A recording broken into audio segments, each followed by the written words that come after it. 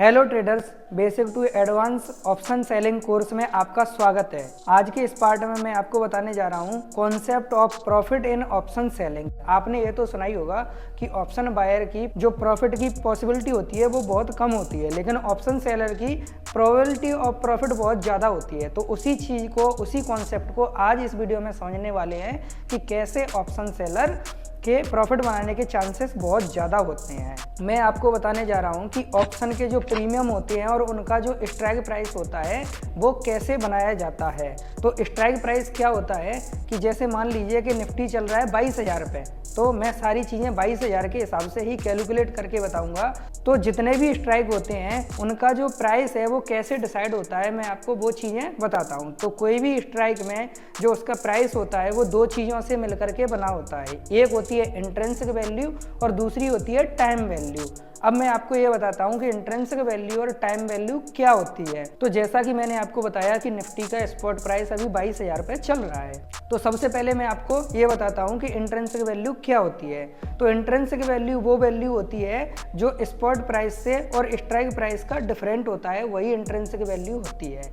यानी कि हम स्पॉट प्राइस में से स्ट्राइक प्राइस को घटा देंगे तो जो वैल्यू निकल के आएगी उसको हम इंट्रिंसिक वैल्यू बोलते हैं। और जो भी स्ट्राइक का जो प्राइस होता है उसमें से हम इंट्रिंसिक वैल्यू को घटा देंगे तो टाइम डिके निकल के आता है। अब इसी चीज़ को मैं आपको एग्जांपल से समझा देता हूँ तो आपको और अच्छे से समझ में आएगा।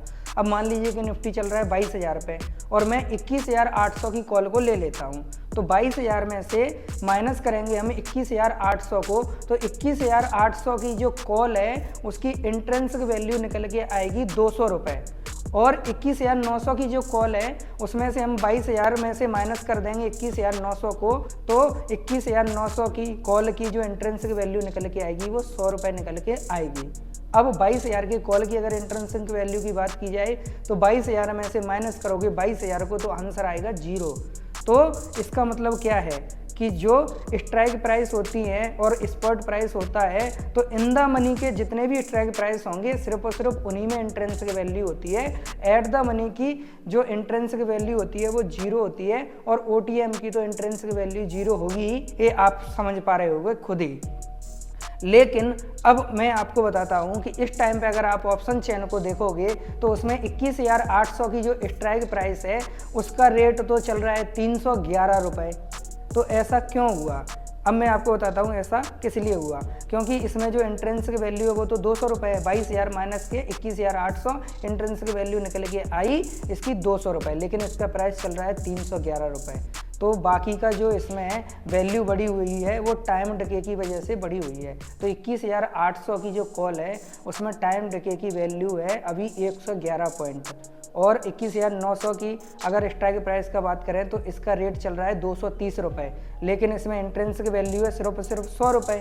22,000 माइनस की 21,900 इंट्रिंसिक वैल्यू निकल के आई 100 रुपये, और बाकी के इसमें जो पॉइंट हैं वो सिर्फ और सिर्फ टाइम वैल्यू के हैं। अगर हम 22,000 की कॉल की बात करें तो उसकी इंट्रिंसिक वैल्यू है 0, 22,000 माइनस के 22,000, लेकिन इसका प्राइस चल रहा है 166 रुपये। तो इसमें पूरी की पूरी वैल्यू टाइम डिके की है। और OTM पर हम जाएंगे 22,100 की कॉल लेंगे, 22,200 की कॉल लेंगे या 22,300 की कॉल लेंगे, तो उनके जितने भी प्राइस चल रहे हैं वो सारे के सारे टाइम वैल्यू है, उनमें कोई भी इंट्रिंसिक वैल्यू नहीं है, वो एक्सपायरी तक 0 हो जाएंगे। तो टाइम वैल्यू कैसे काम करती है मैं आपको वो चीज़ और बता देता हूँ। जब एक्सपायरी वाले दिन मार्केट क्लोज होगा तो वहाँ से जितने भी नीचे के इन द मनी है उनका प्राइस उतना ही रह जाएगा जितना कि स्ट्राइक प्राइस और स्पॉट प्राइस में डिफरेंट होगा, यानी कि टाइम वैल्यू उनकी पूरी 0 हो जाएगी। इसका मतलब ये है एट द मनी के प्रीमियम भी 0 हो जाएंगे और आउट ऑफ द मनी के प्रीमियम भी 0 हो जाएंगे। तो ये तो मैंने बताया कि इंट्रिंसिक वैल्यू क्या होती है और टाइम वैल्यू क्या होती है। अब ऑप्शन सेलर का इससे क्या लेना देना है मैं आपको वो चीज़ बताता हूँ। देखिए, अगर आप ऑप्शन बायर हो और अगर आप 20,300 की कॉल को बाय करते हो जिसका प्राइस अभी 48 रुपये चल रहा है और मार्केट चल रहा है अभी 22,000 रुपये, तो मार्केट अगर ऊपर जाता है लेकिन 22,300 से नीचे रह जाता है तो भी 22,300 की जो कॉल है उसका प्राइस 0 हो जाएगा। यानी कि मार्केट अगर ऑप्शन बायर के फेवर में भी गया तो भी उसको लॉस हो गया। लेकिन अगर मैं एक ऑप्शन सेलर हूँ और 22,300 की कॉल को सेल कर देता हूँ जिसका प्राइस अभी 48 रुपये चल रहा है, तो मार्केट अगर यहीं पे रहता है तो वो OTM में जीरो हो ही जाएगी। अगर मार्केट यहाँ से नीचे जाता है तो वो और जल्दी जीरो हो जाएगी। लेकिन मान लीजिए कि मार्केट मेरे अगेंस्ट जाता है। मेरे मार्केट अगेंस्ट कब जाएगा? जब मार्केट यहाँ से ऊपर चलना शुरू होगा, तब इस कॉल का प्राइस ऊपर जाना स्टार्ट होगा और मैं लॉस में जाने लगूंगा।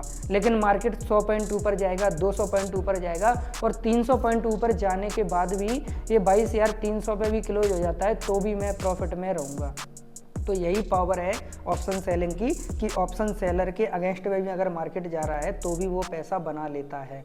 अब लॉस की भी बात कर लेता हूँ। 20,300 की जो कॉल ऑप्शन सेलर ने सेल की है 48 रुपये पे, उसमें उसको लॉस कब होगा? एक्सपायरी वाले दिन मार्केट जब 22,300 से ऊपर जाएगा तब उसको लॉस होना स्टार्ट होगा। मान लीजिए कि मार्केट क्लोज हो गया 22,400 पे, ऑप्शन सेलर के 400 पॉइंट मार्केट अगेंस्ट में चला गया, उसने 22,300 की कॉल सेल करी थी 48 रुपये पे, ठीक है। तो हम स्पॉट प्राइस में से स्ट्राइक प्राइस को माइनस कर देंगे। 22,400 माइनस 22,300 की कॉल सेल की है उसको माइनस करेंगे तो एंट्रेंस की वैल्यू निकल के आएगी 100 रुपये। टाइम वैल्यू तो एक्सपायरी वाले दिन जीरो ही हो जाएगी। तो 48 रुपये की जो चीज़ उसने सेल करी थी वो उसको बाय करनी पड़ेगी 100 रुपये में। तो यहाँ पे उसको 52 पॉइंट का तब जाके लॉस होगा।